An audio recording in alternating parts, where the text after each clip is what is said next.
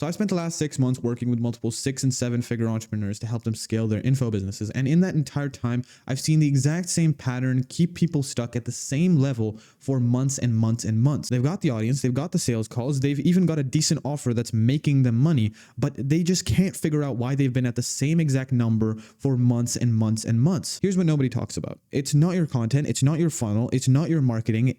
It's actually just that your offer has become a commodity. You're competing on the same promise, the same structure, the same price range as everybody else in your space. And when that happens and when everything looks the same, the market just defaults to always buying what's cheapest. So in today's video, I'm going to break down exactly how you can make a killer $100,000 a month offer that shoots you out of the plateau you're in because your prospects just can't say no to it. So we're going to be going over the one thing that actually matters, which is why your offer is actually so important, the value equation, which is the main reason or the main backing behind any offer, how to break down your offer using the value equation. Then we're going to go over the 4 questions your prospect is asking, because every single prospect has those running in their head, and exactly how to answer them in your marketing so you can make sure you don't have to deal with these on the sales call and make sure you can actually use your offer to its fullest potential. And I'm going to be comparing the Grand Slam offer versus a commodity, what the difference is, how you can make sure your product doesn't become a commodity, and of course, what commoditization will actually even result in.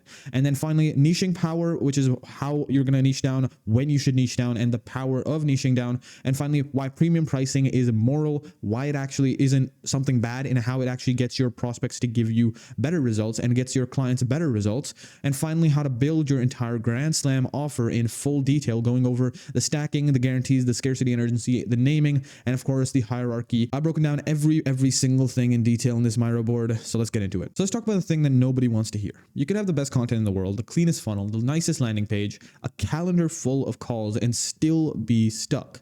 I see it all the time with coaches and creators. They come to me like, bro, why my funnel isn't converting? And I look at their offer and it's just simply nothing special. It's the same thing everyone else is selling, the same promise, same structure, same price range. They're just basically competing on vibes. And here's the thing that really hurts. The market doesn't care how hard you worked on your funnel. The market doesn't care about your content strategy. The market only cares about one thing. Is this worth my money? That's it. That's the entire game. And most people have no idea how to answer that question. So they drop their prices, add more bonuses, make bigger claims, and wonder why nothing changes. So what most people think matters, and how you probably distribute your time right now, it's like 30% to content strategy. Then there's funnel design at like 25% over here. Then there's, 25% of your time going to getting more followers, and the actual offer only gets like 20% of your time. This is entirely backwards. The offer is the starting point of any conversation to initiate a transaction with a customer, where you're literally providing them in exchange for their money. That's where it all begins. Not the funnel, not the content, not the leads, the offer. And there's a quote from this guy named Travis Jones that Hormozi credits with changing his whole trajectory. Make people an offer so good they would feel stupid saying no. Read that again. Not a good offer, not a competitive offer, an offer so good they feel stupid saying no. That's a completely different bar. So with no offer, you have no business, no life, you're miserable. Not that deep. Obviously, you have your own other business, but at the same time, you're going to be stuck for months and months and months, and you're going to be stressing over an info business that you could very, very, very quickly scale if you just had a Grand Slam offer. With a Grand Slam offer, you have fantastic profit, insane business, and you have freedom in your life because you've been hitting your goals year over year over year. And you've been crushing it. Most coaches are out here with a decent offer and wondering why they're stuck. Decent doesn't really cut anymore. Decent gets you a decent life, and you didn't really start a business for decent. So what actually makes an offer that good? So next section is the value equation. This is the thing that makes everything click. There's a formula, and once you see it, you can't unsee it. It's called the value equation, and it is stupid simple. Like the value equation, it's as follows. Obviously, you probably heard of this before, but the dream outcome times perceived likelihood over time delay times effort and sacrifice. What you want to do, and this is going to equal value. And what you want to do is you want to make the top ones bigger and make the bottom ones smaller. So let me break this down. At the top of the equation is the stuff you again want to increase. So the dream outcome, what will they get? The transformation, the result, not your modules, not your calls, the actual outcome. Don't say weekly calls or this. What are they going to feel? What is the goal they're going to achieve after they're done with your program? 10K a month, 100K a month. What is it? Then there's perceived likelihood. Will it actually happen for me? This is where most people mess up. They promise the moon, but will it work for my situation? That is the actual proof, specificity, credibility. This is how you build this, by having social proof, by adding, testimonials, client testimonials, case studies, all that jazz. Now, a quick example of this is, how much would you pay to be a plastic surgeon's 10,000 patient versus their first? It's the same surgery, it's the same time, and it's the same effort probably on their end. But one is way more valuable because you actually believe it'll work. That is perceived likelihood, and it will change everything about what you can charge. Now the bottom of the equation. So the stuff you want to decrease. This is the time delay. Like, how long will this take? People want results yesterday. The longer the time to result, the less valuable your product is. Then there's effort and sacrifice. What do I have to do? The hidden cost, the work, the lifestyle changes, the more effort required, the less valuable, right? So the more effort required, the less valuable. This is why Done With You programs can charge, $4,000 a month, and courses can sell for $500. Same outcome theoretically, but it's a wildly different time delay. Courses are high effort. They take a long time. It's a $30 billion industry. With Done With You, it's lower effort and it's way, way faster. It's the same outcome and it's a completely different equation. And again, the industry sizes kind of reflect that because it's a much larger industry on the Done With You side. But here's the cheat code that nobody really talks about. If the bottom of this equation equals 0, the value becomes infinite. Anything divided by 0 is infinity. That is just simple math. Obviously, you learned this in high school. So if you can make the time delay 0 and the effort 0, you have an infinitely valuable product. Obviously, we can't do that perfectly, but that's the direction we're going in. Imagine clicking buy on a weight loss product and instantly having abs. Imagine signing up for a marketing service and your phone immediately starts ringing with qualified leads. How much would that be worth? Exactly. A lot. The best companies in the world, like Apple, Amazon, Netflix, they all focused on the bottom of the equation, making things immediate, seamless, effortless. Most people focus on making bigger promises. Anyone can do this. They're not differentiated at all. Smart people focus on reducing the time and effort. This is very, very hard to copy. And this is what makes you a category of one, right? When Hormozi threw out the value equation, a lot of people took it as, we should just focus on the top of the actual equation because the top of the equation is easier. Humans will always be attracted to the thing that is easier. So they always try to optimize the top of the equation when the bottom of the equation is the part that is actually going to differentiate you from the market and make you an actual, a category of one. But okay, how do you actually use this in your own business? So every single prospect has 4 questions running in their head, right? So when someone looks at your offer, they consciously or not, they're asking 4 questions, right? What will I make? Dream outcome. How will I know it's going to happen? Perceived likelihood. How long will it take? Time delay. And then what is expected of me? Effort and sacrifice. Your offer needs to answer all 4 clearly, specifically, and compellingly. Most offers only answer 1, maybe the second if they're good. The third and fourth always get crickets. So let me show you how this kind of plays out with some real examples. So on this left hand, we have meditation. The dream outcome is relaxation, less anxiety. Likelihood, it's pretty low because most people think that they won't actually do it because, people have very low self-respect. Time delay would be weeks and months before you see the first signs of ROI. The effort is daily practice and there's actual discipline required. On the other hand, there's Xanax. A dream outcome is relaxation, less anxiety. The likelihood is pretty high. Just take the pill. Time delay is 30 minutes. The effort required is literally just swallowing a pill. So the dream outcome is the exact same, but meditation, and at the same time, meditation is objectively better for you, but Xanax is a multi-billion-dollar product. That is the value equation in action. Now, I'm not saying meditation is worse than Xanax.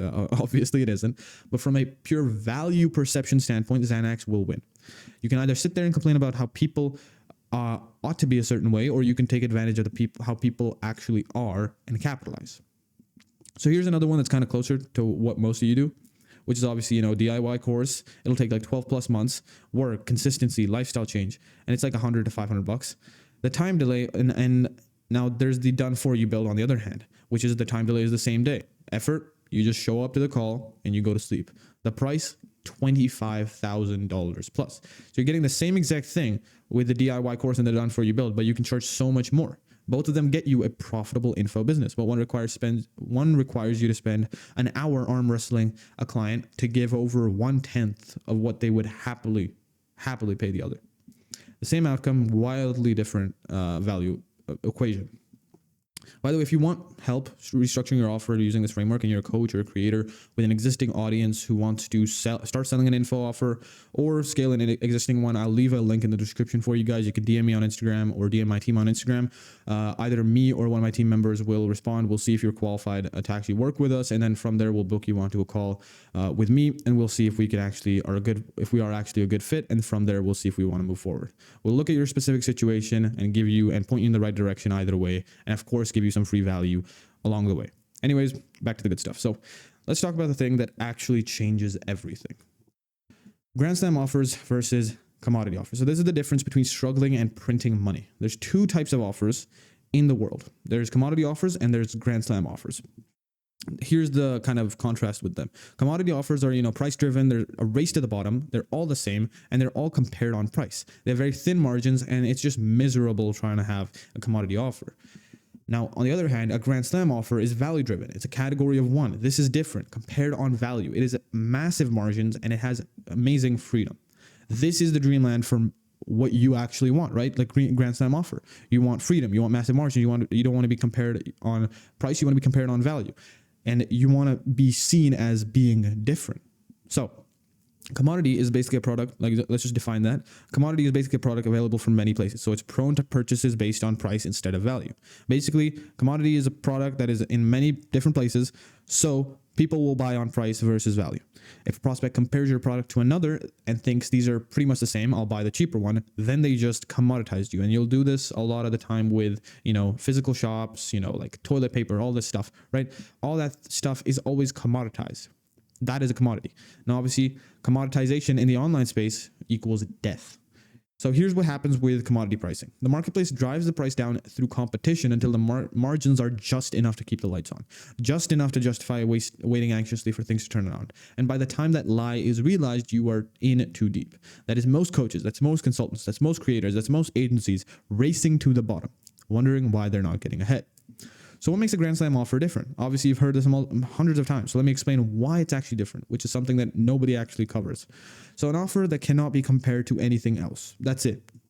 You sell in a vacuum. You sell in a category of one. The purchasing decision becomes your product versus nothing. Not you versus competitors, not you versus cheaper alternatives. You or nothing. So a real example of this would be, same agency work, same deliverables, same fulfillment. An old commoditized offer would be $1,000 down plus $1,000 a month retainer. A Grand Slam offer version would be, no retainer, cover ad spend, only pay if people show up, guarantee the 20 people the first month or the next month free, plus all the scripts, the price points, the sales coaching, everything. The result is 22.4 times more cash collected up front. Same work, it's a different offer structure.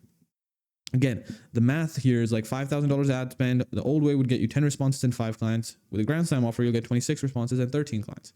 And then with the old way, you get 5K. And with the new way, you get $112,000 collected. It's a 22.4 time difference. When you have a Grand Slam offer, more people respond to your ads. More of those responses buy and they pay higher prices. Or in this case, your content.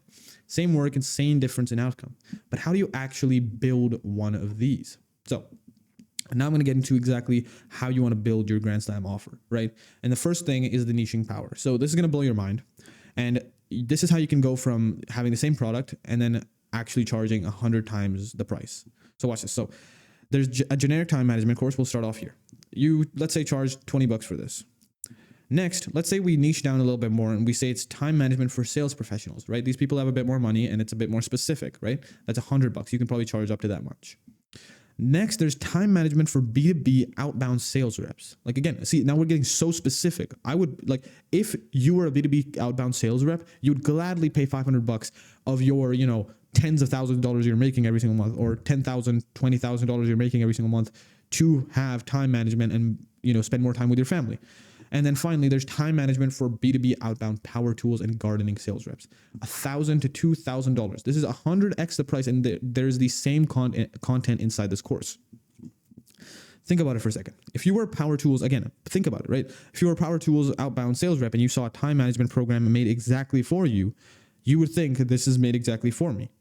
And you would happily fork over $2,000 for it. The actual piece of the program might be the same as the $19 version, but since it has been applied and the messaging speaks directly to that avatar, they find it more compelling and get more real value from it. The riches are in the niches. So when you niche down, Hormozy says this a lot as well. When you niche down, you can charge 100x more. You speak directly to their specific situation. Your marketing becomes way more effective. You become the person for that specific problem. But most people are scared to niche down. But I'll have less people to sell to. Exactly. And at the same time, you will make more money. If you're under $10 million a year, niching down will almost always make you more money. Many info businesses have scaled to $30 million plus, serving a niche in a single niche. E-com owners, agency owners, SaaS founders, real estate agents. If you're at $0 a month or $10K a month thinking you've capped and need to expand, you're completely wrong. You just need to be better.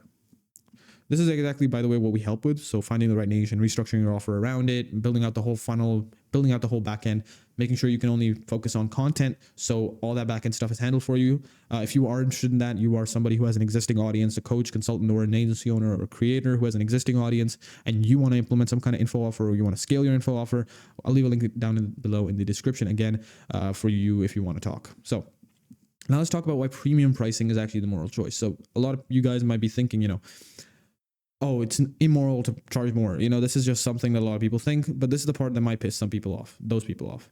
Most people think charging higher prices is greedy. It's actually the opposite. So let me show you what happens when you lower your prices, right? Less emotional investment from the client. You get lower perceived value, so it can't be that good. Worse client results. They don't try as hard. You attract the worst clients, which are price shoppers, destroy your margins, and you can't afford to deliver excellence. Race to the bottom.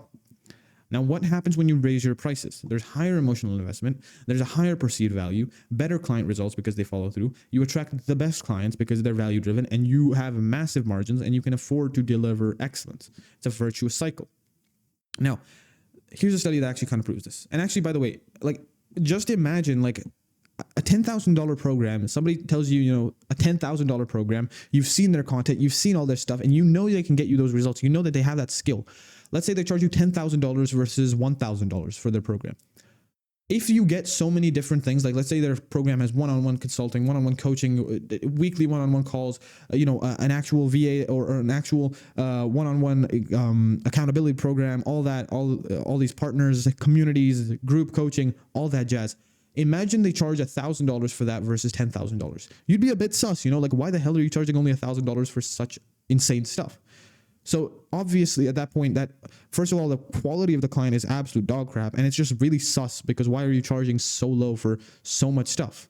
It's as if you don't know your own value at that point, and they respect you far, far less, and they're way less likely to actually convert, unlike what you actually think they might be. A lot of people think, oh my God, they're probably more likely to convert if I make my prices cheaper. It's actually the opposite. So here's a study that kind of proves this. Researchers did a blind wine taste test. So 3 wines, one's low price, one's medium price, one's expensive. The tasters rated them in order of their price. The expensive wine right here was the best and the cheap was the worst. Here's the thing. It was the same wine all 3 times. The same exact wine, but the tasters reported huge differences. What does that mean? Raising your price can directly enhance the value you provide. It can directly enhance the value in your program without changing anything else just by raising your price because people will extract more. And there's one more thing.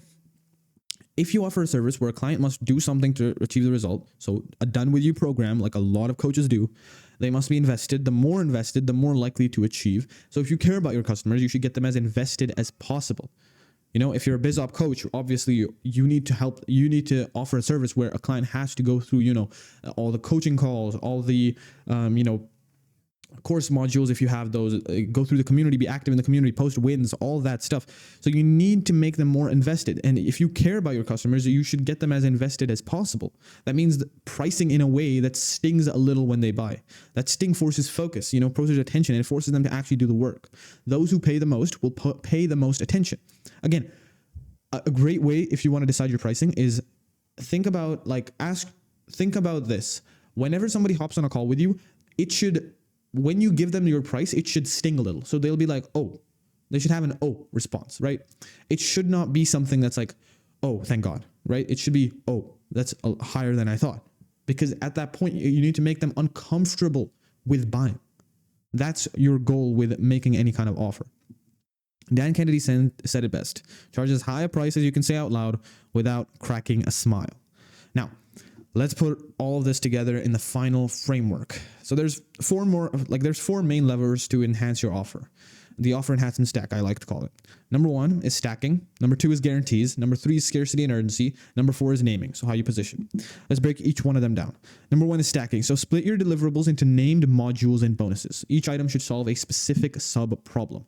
Order them core to accelerators to safety nets to status enhancers. So what does that mean?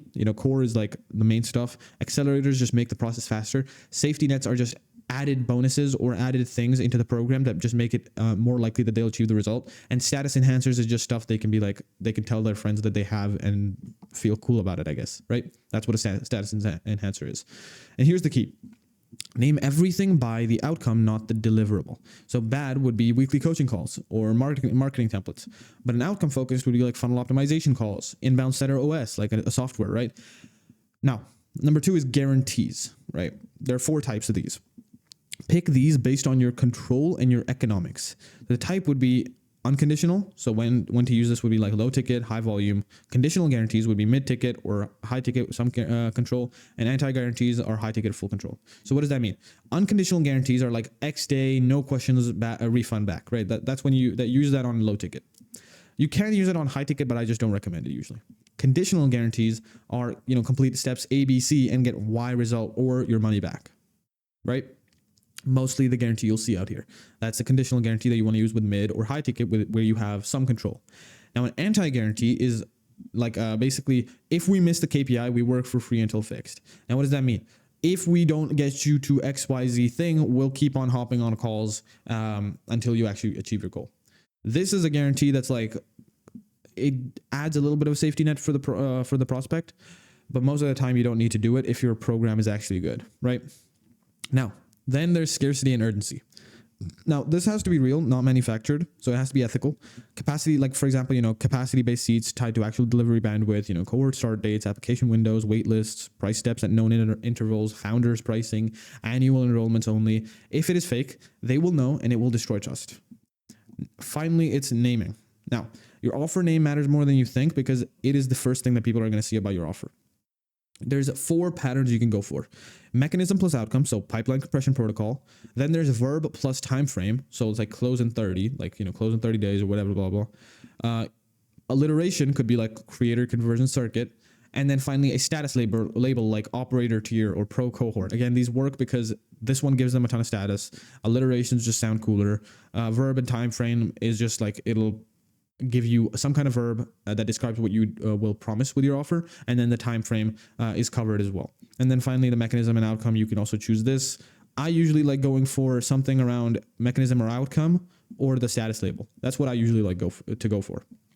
Now, what about pitching your offer? Now we'll get into pitching your offer in a second, but I just want to break down exactly what your offer should look like by the end of this. So if you've gone through all this and you've kind of written down your offer, and this should be kind of what it looks like. This should be your offer statement, right? I help XYZ, so your niche, get X result in Y time frame, so what time frame you do it, without there's 2 ways you can go about this. You can either add your offer name. I like adding the offer name just because it makes the headline a little bit more differentiated from the blue ocean or the ocean of other people that are out there with these headlines. So, let's say you add the offer close in 30 using in Y time frame, using the close in 30 framework or using the Z framework, whatever it might be, whatever your name is, without pain point 1, 2, or 3, right? Now, all this obviously will come from market research. And if you do want to know how to do market research, I have multiple videos on this channel where I go over market research and all that. So you'll just be able to find them by just checking out my full course video or something like that. But this is what your offer statement should look like. I help XYZ, or I help niche get X result in Y time frame using the Z framework without pain point 1, 2, or 3. That is your basic title framework or headline framework. And this is the exact headline you'll probably use on your landing page. Like, if you're XYZ and want to get X result in Y time frame without, or, revealing the Z framework I use to get X result in Y time frame without pain point 1, 2, or 3, right? Headline is just a little bit of a jumbled up or restructured version of the offer statement. So it's not really that complicated. Now, Here's the 12 bullet framework you want to use to actually pitch your offer. Number one, there's primary, you want to name the primary outcome in numbers. So that's like, 100K a month, 10K a month, whatever. You show your outcome as something they can point at on a dashboard or point at on a piece of paper and say that actually improved. Don't make it very amorphous, like, oh, you'll be happier after. Don't say that. Number two is the unique mechanism. So name it, right? Then you explain why the old methods fail, so the root causes. Then you explain all the steps that you use for this. Then you explain the first 72-hour win they can expect. Then you go over the proof, so it's like, case studies, testimonials, blah, blah, blah. Then you get into the risk reversal. Then you get into what's included. Then you get into access and support, timeline and milestones. And of course, if you're high ticket, skip the price and terms. But if you aren't high ticket, then around the end, you would put the price and terms. And then finally, you would put the CTA and the capacity/urgency. Now, that's the kind of 12 bullet offer pitch. Just make sure you go through all these. And if you can answer all these clearly, you have a grand slam offer. Now, the hierarchy here, by the way, just as a final little note, the hierarchy with offers, if you have, a lot of you guys think you have great persuasion skills, it doesn't really matter. Persuasion skills are at the bottom of the pyramid here. First of all, you obviously have to have a great market, which just beats everything. And then a great offer will beat any great persuasion, right? Obviously, if you have all of these, then you're going to crush. But again, you just prioritize accordingly. And I did also want to go over one more thing at the start of stacking. I'd always recommend with stacking, you always want to have bonuses, right? So you always want to have a lot of bonuses. So for example, core accelerators, safety nets, status enhancers. So I would recommend if you have any safety nets or status enhancers, you always add them as bonuses. For example, you will get weekly coaching calls, you'll get an accountability partner, you'll get access to the community, you'll get access to the course. Let's say those are your 4 core things. Then there are your accelerators, which let's say are, you get grouped with 2 other accountability partners. And then along with that, you get, a private WAP channel to ask any questions that you really would need. Those 2 would be your accelerators, and those would be these 6 would be part of your main offer. After that, let's say you add safety nets or status enhancers. Next, you would be like, and as a bonus, you get the Founder OS, or let's say you get the Sales OS closing system, which is $2,000 of worth. By the way, whenever you add bonuses, you always want to say how much they're worth. So we sell this for $2,000 separately. It's $2,000. Then along with that, you get the, Marketing OS and the actual, and you get our main productivity system, blah, blah, blah. Whatever other safety nets that you have as bonuses, you just want to name them, give them a price, or give them or explain how much time they're saving them, and then add that all up to kind of price anchor. And then finally, you want to add in status enhancers, which are basically just like, oh, you get founder's title in the name, you get a pro badge next to your name in the community, whatever it might be, just small little things that kind of add in status. And then you can kind of make these sound like they're more valuable. So you can be like, people with the badge in the Discord community will get 50% higher response rate on average, 20% more messages or 20% more DMs. They'll get 30% more response rate if you're running some kind of appointment setting community, whatever it might be, right? That's what you kind of want to break down with stacking, all right? And with guarantees, I'd mostly recommend you all go for a conditional guarantee. And then for scarcity and urgency, again, just make sure it's real and not manufactured. Scarcity is the last thing you want to do, right? And here's the final thing I want you to understand before we just hop off. You only need 1 grand slam offer to basically retire forever. Hormozi has done this like 4 or 5 times in his life. 36 to 1 lifetime return on advertising dollars, meaning for every $1 spent on ads, $36 back. That comes from understanding offers at a very deep level. And by the way, this can be way crazier. Like you can get 36 to 1 returns on organic so goddamn easily. It's insane. But you can learn all the marketing tactics in the world, but if your offer is weak, none of it absolutely matters. Fix the offer first and everything else will get easier. Now, if you want help building your Grand Slam offer and you're a coach or a creator with existing audience and you want to implement an info offer into your business, you want to scale an info offer and you want that whole back end built out for you so you don't waste 6, 12, 24 months just trying to figure out how to get to 50 or 100K a month when you could be focusing on your main business or your, social medias instead. There's a link in the description. Again, DM me on Instagram. We'll go ahead and talk. And from there, we'll see if you're qualified and we'll see if you can hop on a call with us. And If you are, we'll hop on a call together and we'll move on from there. We'll look at your specific situation. We'll figure out where the holes are and restructure so people feel stupid saying no. And either way, even if you aren't a good fit on that call, we'll just guide you in the right direction, send over a few freebies, and you'll be better off either way when you found us, right? So your offer is everything. Again, fix that first and you will crush. All right, so I hope you got a ton of value from that video. If you did, go ahead and leave a like, comment, subscribe, whatever, all that YouTube stuff. And, again, I'll leave a link down below for anyone who's interested in working with me. If you don't want to do any of that and you just want to watch another one of my videos, go ahead and check this one out right here because YouTube thinks that you'll like it. If you want to watch the whole funnel breakdowns playlist with upwards of $100,000 worth of sauce, it's going to be right down below my face cam. And finally, if you want to leave a like and subscribe is down below in that corner, I believe. And then like is down below the video. Hoping to see you in this next video. Goodbye.